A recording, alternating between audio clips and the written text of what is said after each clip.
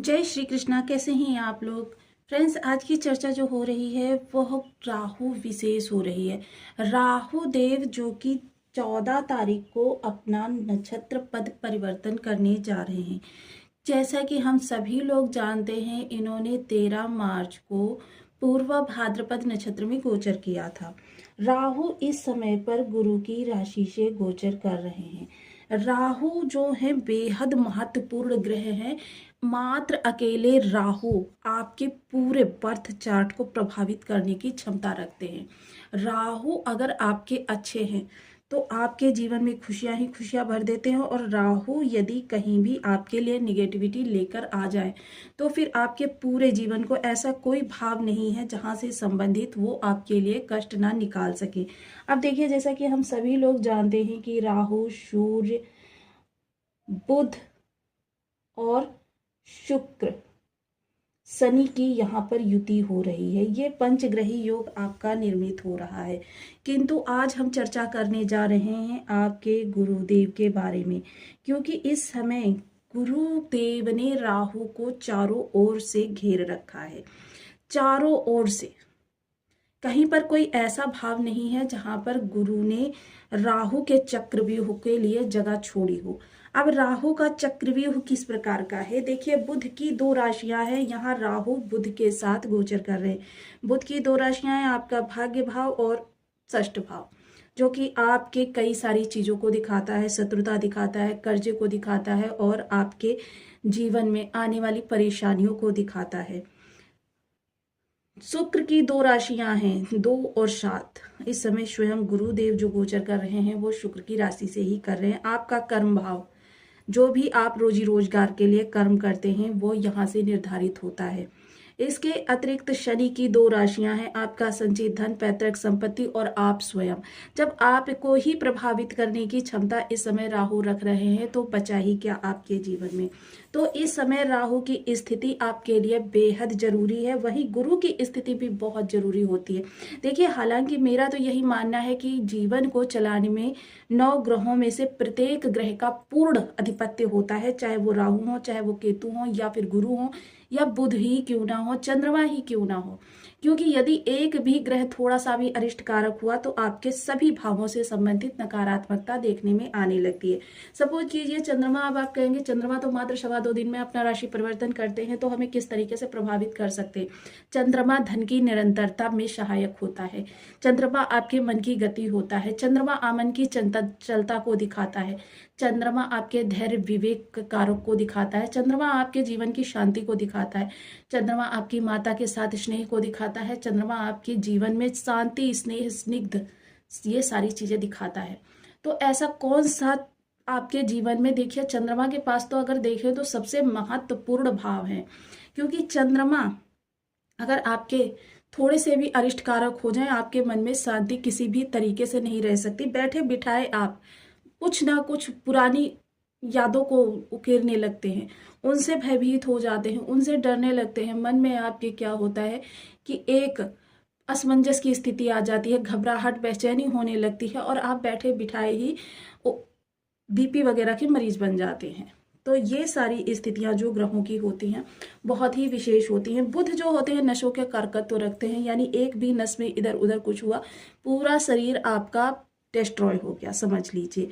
जो ये लकवा या फालिज वगैरह की बीमारियां होती हैं, ये बुध के प्रभाव से ही होती हैं। या फिर आपके दांत की पीड़ा, दांत की पीड़ा तो ऐसी होती है कि जो समझ लीजिए कि जीवन को बिल्कुल तहस नहस करके रख देती है। तो प्रत्येक ग्रह के पास अपना कारकत्व होता है। सूर्य आंखों का कारकत्व रखते हैं। आज हम जो चर्चा कर रहे हैं वो मानव शरीर के आधार पर आपको बता रहे हैं कि कौन सा ग्रह आपके लिए कितना ज्यादा महत्वपूर्ण है। शनि की चर्चा करें तो शनि आपके हड्डियों पर कारकत्व रखते हैं। हड्डियां जो होती हैं आपके शरीर की, अगर हड्डियां आपकी दृढ़ है, मजबूत है, तो फिर क्या है, मांस उसके ऊपर जो है वो भी अपना सुचारू से कार्य करता रहेगा। तो देखिए, प्रत्येक ग्रह का जो अपना हृदय है वो बहुत ही महत्वपूर्ण कारकत्व है। अब राहु की स्थिति जो है यहाँ पर देखिए, इस समय राहु एक तो मीन राशि गोचर कर रहे हैं, दूसरे पूर्वा भाद्रपद नक्षत्र से गोचर कर रहे हैं। 13 अप्रैल को ये पूर्वा भाद्रपद, जैसा कि हम सभी लोग जानते हैं, इन्होंने 13 मार्च को पूर्वा भाद्रपद में गोचर किया था। अब 13 अप्रैल को ये अपना नक्षत्र पद परिवर्तन करने जा रहे हैं। नक्षत्र पद परिवर्तन करके आ जाएंगे तृतीय चरण में, क्योंकि राहु की चाल जो है, प्रत्येक ग्रह जो गोचर करता है वो 0 से 30 अंश का भोग करता है, और ये 30 से 0 का भोग करते हैं, क्योंकि इनकी गति सदैव वक्री होती है, इनकी चाल सामान्य नहीं होती है। इसके अतिरिक्त अगर हम इस दौरान चर्चा करें तो देखिए, ये जो है इस तरीके से चाल चलते हैं। प्रत्येक ग्रह जो है वो 11, 12, 1, 2, 3, 4 इस तरीके से चलेगा, और ये किस तरीके से चलेंगे, 12, 11, 10, 9, 8, 7 इस तरीके से चलेंगे। तो यहाँ पर ये इस समय पूर्वाभाद्र के तृतीय चरण में आ गए हैं। तृतीय चरण जो होता है जिसके स्वामी स्वयं गुरुदेव है। पूर्वा भाद्रपद के जो स्वामी होते हैं वो गुरुदेव ही होते हैं। देखिए, इसका चतुर्थ चरण जो होता है वह धन कारक होता है, और तृतीय चरण जो होता है वह आपके ज्ञान, विवेक और आपके जीवन में आध्यात्म के साथ सफलता को दिखाता है। तो इस समय ज्ञान, विवेक, आध्यात्म की सफलता में जब राहु देव आ जाएंगे, क्योंकि इनको गुरु ने चारों ओर से घेर लिया है, तो अब राहु के प्रभाव आपके लिए किस तरीके से होते हैं। ज्योतिष का एक सूत्र होता है कि राहु और गुरु का साथ किसी भी प्रकार से हो, चाहे वो नक्षत्र के माध्यम से हो, या फिर आपके राशि के माध्यम से हो, या फिर गुरु के कारक स्थानों पर राहु हो, राहु के नक्षत्र में गुरु हो, गुरु के नक्षत्र में राहु हो, किसी भी तरीके से राहु गुरु का सानिध्य अगर प्राप्त कर लें तो राहु में शुभता आ जाती है 50%। तो यहाँ पर 50% राहु में शुभता है, और देखिए 50 में से कह सकते हैं कि इस दौरान 30% जो शुभता है वह इस भाव के कारण है। प्रत्येक भाव का अपना विशेष महत्व होता है। देखिए, हालांकि देखिए ये वीडियो जरूरी नहीं थी, लेकिन यह वीडियो इसलिए जरूरी थी क्योंकि गुरु का अभी राशि परिवर्तन होने जा रहा है, जिसके बारे में आपको ज्ञान होना बहुत जरूरी है, क्योंकि गुरु राशि परिवर्तन करके चले जाएंगे आपके षष्ठ भाव में। उस समय क्या होगा, देखिए षष्ठ भाव में राहु जो होते हैं बहुत ही अच्छे प्रभाव देते हैं, किंतु गुरु का षष्ठ भाव में जाना, जो कि आपके पराक्रम भाव और आपके व्यय भाव के स्वामी होते हैं। हालांकि यहाँ से ये स्वयं की राशि को दिखाते हैं, लेकिन ये क्या है, आकस्मिक परेशानियों का घर है। आकस्मिक परेशानियों का घर होने के साथ साथ ये आपके जीवन में चिंता, बाधा और आपके जीवन में परेशानियों को दिखाता है, आपकी हॉस्पिटलिटी को दिखाता है, आपके कोर्ट कचहरी को दिखाता है। और यहाँ पर गुरु की स्थिति जो है, इस समय गुरु मिथुन राशि से गोचर करेंगे, और मिथुन के स्वामी बुध देव इस समय गुरु की राशि में ही बैठे हुए हैं। तब ये बुध के साथ अपना राशि परिवर्तन करेंगे। हालांकि वह स्थिति भी इनकी आपके लिए अच्छी ही रहेगी, किंतु गुरु का यहाँ पर जाना राहु को बल दे देगा, और ज्यादा बल दे देगा। तो वो जो 20% आपका बचा होगा, तो राहु की विशेषता क्या है? राहु की विशेषता है कि आपके जीवन में जितनी भी समस्याएं हैं उनको ढूंढ ढूंढ के निकालते रहेंगे। यानी आपने पूर्व में कोई गलतियां की हैं, उन गलतियों को सामने ला देंगे, उनकी वजह से विवाद उत्पन्न कर देंगे, आपको मानसिक चिंताएं दे देंगे, आपको भ्रम दे देंगे, आपकी स्थिति जो है ऐसी कर देंगे लोलक के जैसी कि व्यक्ति समझ ही नहीं पाता है कि उसे करना क्या है। तो यहाँ पर देखिए, इस दौरान आपके लिए स्थितियां जो होंगी वो थोड़ी सी चलायमान होंगी। हालांकि अभी देखिए जो है गुरु के राशि परिवर्तन तक तो स्थितियां आपके अनुकूल होने वाली हैं। इस दौरान आप देखिए, ये जो आपका लगभग अभी 1 माह का समय बचा हुआ है गुरु के राशि परिवर्तन में, यह समय आपके लिए जीवन में कह सकते हैं कि चढ़ाई का हो सकता है। तो इस दौरान राहु यहाँ से आपकी कर्मठता को और आपकी विवेकशीलता को परखने के बाद, और क्योंकि गुरु का विशेष कारकत्व यही होता है कि प्रत्येक व्यक्ति को उसकी क्षमता के अनुसार, उसकी योग्यता के अनुसार जिन चीजों के वो योग्य है वह चीजें उसे प्रदान की जाए। तो यहाँ पर ये सारी चीजें इस दौरान राहु प्रदान करने का कार्य करेंगे। ये उपचय भाव है जहां पर राहु आपकी कर्मठता को बढ़ाते हैं। इस दौरान आपके पास कर्म अधिक है, और आपके पास क्या है, कर्म का प्रतिफल बहुत कम मात्रा में प्राप्त हो रहा है, जिस प्रतिफल को अब बढ़ाने का कार्य करेंगे राहु देव, क्योंकि आपका द्वादश भाव भी केंद्रित हो रहा है इस समय पर। वहीं गुरुदेव की एक विशेषता और होती है कि गुरुदेव भी देखिए इस समय जाने की स्थिति में है, और गुरुदेव जब जाएंगे तो आपके लिए कुछ विशेष स्थितियां निकल कर आएंगी। हालांकि इनके बारे में हम किसी और वीडियो में चर्चा करेंगे, किंतु अभी हम राहु की स्थितियों पर चर्चा कर रहे हैं।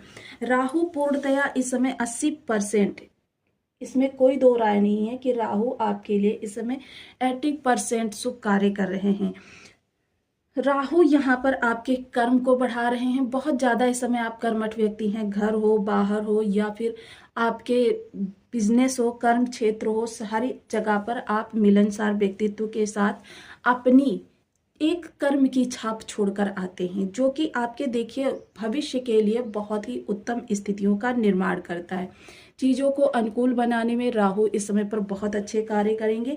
हालांकि राहु देव देखिए इस समय आपके लाभ से भी विशेष संबंध बना रहे हैं। लाभ आपका इस दौरान बढ़ाने में राहु कोई कोर कसर नहीं छोड़ रहे हैं। सबसे अच्छी बात यहाँ पर यह हो रही है कि देखिए राहु का भी पुनर्गमन समय प्रारंभ हो गया है और गुरु का भी पुनर्गमन समय प्रारंभ हो गया, दोनों की दृष्टि लाभ पर है। तो इस दौरान लाभ के लिए आपके प्रयास अप्रत्याशित रूप से आपके जीवन में अचानक से खुशियों को बढ़ा सकते हैं, क्योंकि लाभ संचयन के योग इस समय पर बहुत ज्यादा प्रबल हैं। आपके मान सम्मान के योग प्रबल हैं। आपके इस दौरान कह सकते हैं कि शत्रुता पक्ष भी इस समय पर आपको, क्योंकि शत्रुता किस चीज से होती है, इस दौरान शत्रुता आपकी परिस्थितियों से है।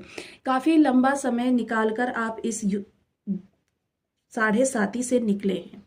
साढ़े साती ने आपको मानसिक रूप से, आर्थिक रूप से और आपके शारीरिक रूप से काफी ज्यादा क्षति पहुंचाई है। उस क्षति पूर्ति के लिए देखिए एक होता है फाउंडेशन, कि किसी चीज की शुरुआत, वो फाउंडेशन इस दौरान अगर आप कर लेंगे, क्योंकि ग्रह गोचर देखिए इसी चीज का नाम है कि सही समय पर सही कदम उठाकर आप अपने भविष्य के लिए अपने जीवन में कुछ चीजें निर्धारित कर सकते हैं। ये फाउंडेशन अगर आपका इस दौरान अच्छा हुआ तो फिर क्या होगा कि आपकी जो परिस्थितियां हैं उनको अनुकूल करने में आप ज्यादा समय नहीं लेने वाले हैं, क्योंकि ये परिस्थितियां, क्योंकि सही समय देखिए किसी भी घर को बनाने के लिए, किसी भी चीज के लिए आप सबसे पहले सही समय क्यों देखते हैं? सही समय इसीलिए देखा जाता है ताकि जब उन कार्यों की शुरुआत हमारी सही समय पर होती है तो हमारे वो कार्य पूर्णता को प्राप्त हो जाते हैं और हमारी आशा के अनुरूप उनसे हमें लाभ प्राप्त होता है।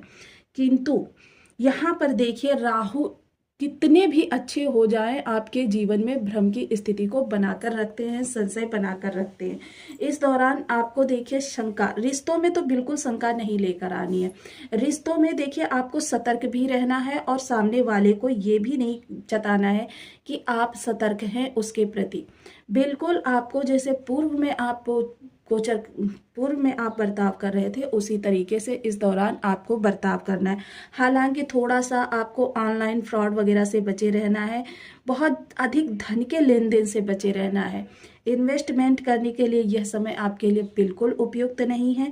यह समय काल जो होगा आपके जीवन में एक फाउंडेशन रखने के लिए उपयुक्त समय कहा जा सकता है। वहीं अगर चर्चा करें, देखिए जिन लोगों के बर्थ चार्ट में राहु की स्थिति खराब होगी या गुरु की स्थिति खराब होगी, क्योंकि राहु का सबसे बड़ा कंट्रोलर जो है वह गुरुदेव है, तो ऐसी स्थिति में उनके लिए प्रभावों में कुछ कमी आ सकती है। प्रभाव उनको उस रूप से नहीं प्राप्त होने वाले हैं जिस रूप से उनको होने चाहिए। तो इसके लिए सर्वप्रथम आपको करना क्या है? सर्वप्रथम आपको इस दौरान गुरु को बलि करने का प्रयास करना है। और जिनके बहुत ज्यादा राहु खराब है तो देखिए आप राहु से संबंधित चीजों का दान करना प्रारंभ कर दीजिए। राहु से संबंधित चीजें, काले तिल हो गया, या फिर आपके अंधजनों को कोई चीज आप गिफ्ट कर दीजिए, या फिर आप ऐसे जो छिन्न भिन्न लोग हैं, क्योंकि छिन्न भिन्न है राहु, छिन्न भिन्न लोगों को आप इस दौरान कुछ दे सकते हैं गुरु के लिए। देखिए इस दौरान आपको बहुत ही ज्यादा विशेष उपाय करने। सबसे उत्तम उपाय ये रहेगा केले का या फिर पीपल के वृक्ष को आप हल्दी मिश्रित जल से नित्य प्रति सिंचन करना आरंभ करें। केसर का तिलक मस्तक कंठ जिह्वा पर लगाएं और अपने आचरण में कुछ चीजें डाल लीजिए। अपने आचरण में कौन सी चीजें डालेंगे आप? सबसे पहले तो आपको असत्य भाषण नहीं करना। देखिए बहुत जरूरी हो, व्यापारी वर्ग से हैं आप या फिर कोई ऐसा कार्य है आपका जैसे लॉयर वगैरह, कि इनको बहुत सारी चीजों को बैलेंस करना पड़ता है, तो फिर आप जिससे कि किसी का अहित ना हो, तो बहुत आवश्यक हो तो कर्म के लिए आप बोल सकते हैं। सदैव हल्के रंग के वस्त्रों का चयन करें, कभी भी काले नीले कपड़े ना पहने, ये आपके राहु को और ज़्यादा उग्र स्वभाव देते हैं। जब आपके देखिए गुरु प्रबल होते हैं, धार्मिक पुस्तकों का स्वाध्याय करना, अपनी पुरातन नीतियों के अनुसार वैदिक सिद्ध